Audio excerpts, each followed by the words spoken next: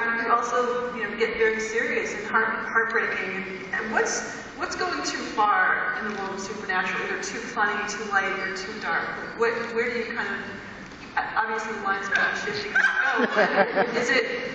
What are some ideas or some concepts that you just think would be either too out there or too dark? I don't know that there are lines. Yeah. I may have thought there was until I was standing in ski boots on a Japanese game show.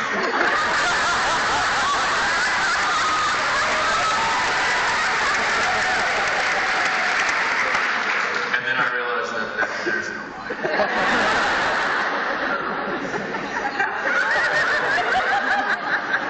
My favorite Supernatural scenes of all time. But how much discussion goes on in the writer's room of, souls? How do you define a soul? Metaphysical? We barely talked about it. But then you've also got to talk about the monsters. I mean, what's the mix? Is it mostly talking a lot of each other? Yeah. It's this bizarre, the conversations are, fascinating, frankly. Probably the biggest reason I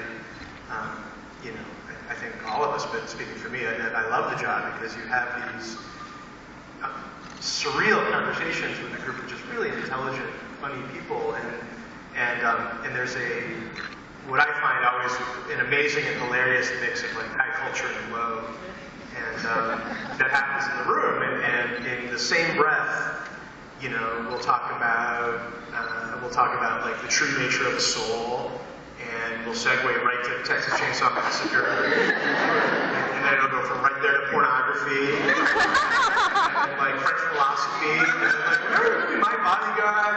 Yeah. That was so touching, and then like,